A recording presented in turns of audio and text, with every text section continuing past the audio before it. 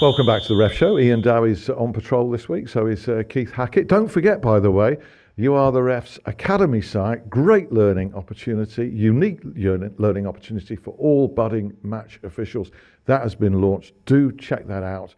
And do subscribe to it as well. Lots of people, young referees in America, are doing just that. And we have a really good discussion point from the MLS in America for the finally item in the show about an extra use of the spray can. It's quite brilliant, this, and very ingenious. But let's wrap up the Premier League first of all. Mike Jones's game, Burnley 2, West Brom 2. Mike Jones comes out of this smelling of roses because of a penalty that could have been awarded. There's a foul in the box. There's a delay. The linesman's giving it the penalty. There's a delay, and during that delay, Burnley score, and everybody's applauding. A massive piece of luck. Really? Well, I think playing an advantage in the penalty area, you've got to be absolutely certain that the ball's going to go in the back of the net, and this wasn't in that situation. Although it finished up in that way. The referee had a massive piece of luck. Right, okay. I mean, he's been praised. You were at that game. I was at that game. I've got to say I'm with Keith. I think I'm sure when I was there, he goes, no penalty. Correct. It's a penalty. Yeah. Livermore on the back of Barnes. Barnes helps him out because he gets up so quick. And only because, to be fair, Dawson's gone to sleep, they score. Let me put this to you. Had he given the penalty and just a split second later, the ball goes in because the players are just instinctively carrying on and they score.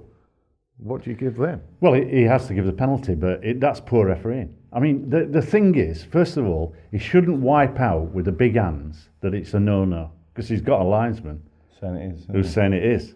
So he's created a problem for himself. The great thing is to delay, because the game will sort itself out. If you're unsure as a referee, just give yourself a bit of thinking time, and then the answer will come. And I think in that situation, if you're certain that it's going in the back of the net, just delay a little, without even calling advantage or whatever. But you know, sometimes you're giving that instant decision.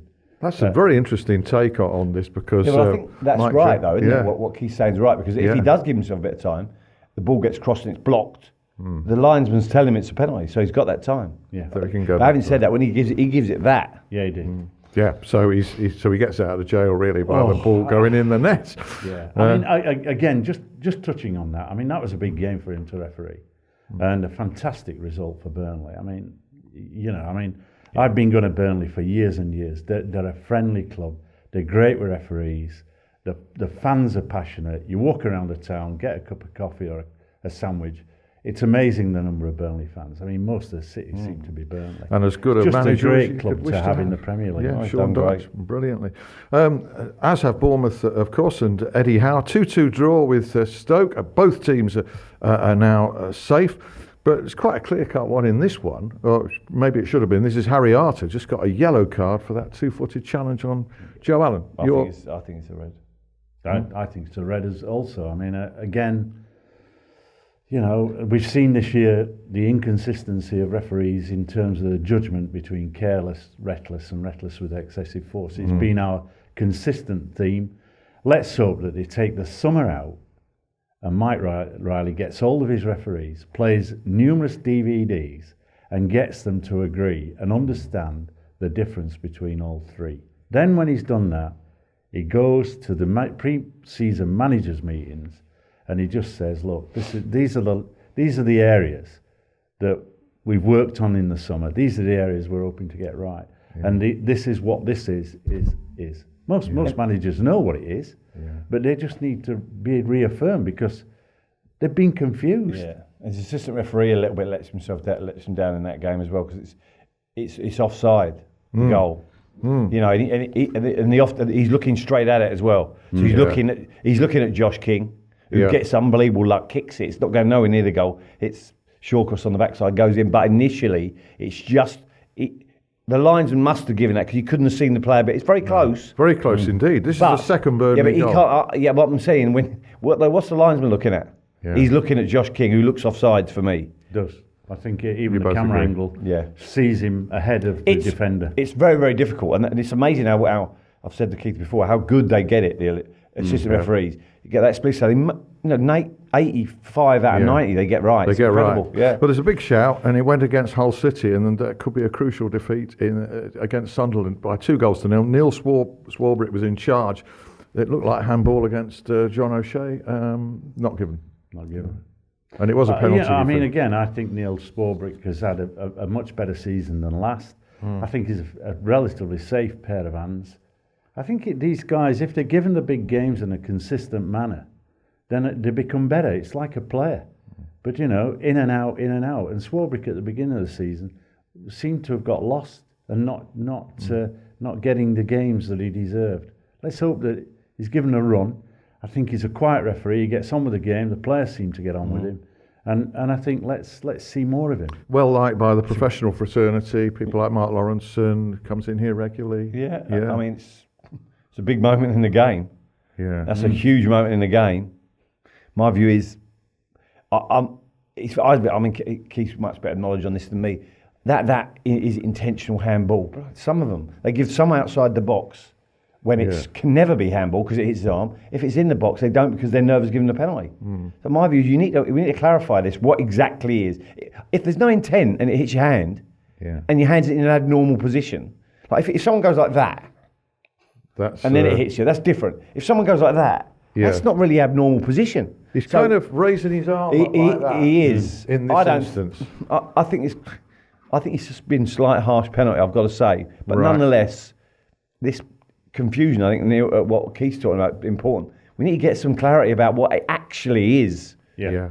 I think it's quite clear in law. But we haven't got time to go into that. I'm really sorry. But it is very much about this season, levels of decisions being given, not given, when they should have been given, and needs clarifying. I think it does need clarification, and like simulation. Okay, breeze through some end of season games in the football league.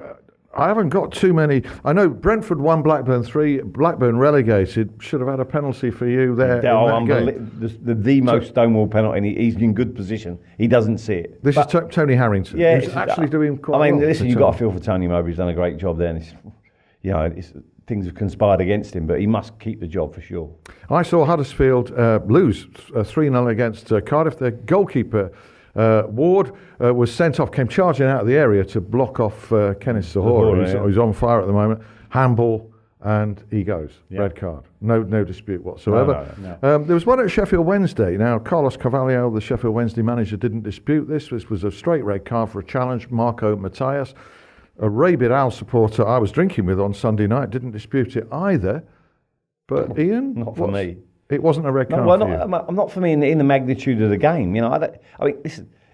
It's again, I think Keith said earlier about the clarity of what's reckless and out of control. I don't think he's reckless and out of control. Is it strong? Yes. Is it low? Very low. I don't think there's any I was shocked when I seen the yellow card, or the red card. Okay, Graham Scott was the referee there. Jeremy Simpson gets a name check, that correct one, at Huddersfield. I saw Graham Kavanagh, not Graham, Chris Kavanagh, refereeing at Scunthorpe, TV game. Great game too. Now going to be next season a Premier League referee, so hopefully he's on the way up and gets himself established. Okay, other big game referees were Darren Bond, Aston Villa 1, Brighton 1, and Newcastle 3, Barnsley 0. That was James Linnington. So some new names there. Birmingham 1 at Bristol City. That was Lee Mason. Actually, I did the Newcastle game. Very, very quiet. Did it really well. The keeper was on fire. Barnsley's keeper. Yeah, and kept the damage down. Goalie. I've seen two or three times. Yeah, very good. Yeah. Just finally, the spray can and a piece of great improvisation and ingenuity. This was in an MLS game in America, Sporting Kansas City against Real Salt Lake City. The referee's Jose Carlos Rivero, and he's having to decide whether a goal's legitimate or not. He goes over to an assistant referee to debate it. Players pursue him, so he gets the spray can out and sprays a line and tells players that if you come over that line, you're going to get a yellow card. Hey, not seen that before. Neither have I. I think it's a fantastic use of the spray can. And it does set a line in the sand, if you like, or on the pitch that says don't cross it. I think sometimes, we get very passionate, players get very passionate. I think players have responded really well. the white line. I mean, then I'm a little bit disappointed now. I thought he was going to create a Banksy with it, with his spray cans. But no, it is a good idea. Yeah. It is a good idea. I mean, you know, how do you use it? I mean, some referees have that natural aura about them anyway, but it's a clever use of it. It's a weapon in the referee's armour, Yeah, isn't and it? do you know what, it may well be used for going forward for people who go talk to the assistant referee if there's a penalty. Can't come here. Yeah. You can have a quiet so people are trying to listen and see what. Yeah. So maybe that's going forward. It'll be used. Terrific. Well done. Okay, well, we look to see that broadened from America. Maybe some broad-minded thinking in England. Bring it We in don't here. have that. Oh dear, oh dear. Sorry, we're going to have to end the show here on that point. Keith and Iain, thanks very much Pleasure. indeed. Do check out the You Are the Ref Academy site as well. And we'll be back for another Ref Show next week. We'll look forward to seeing you then.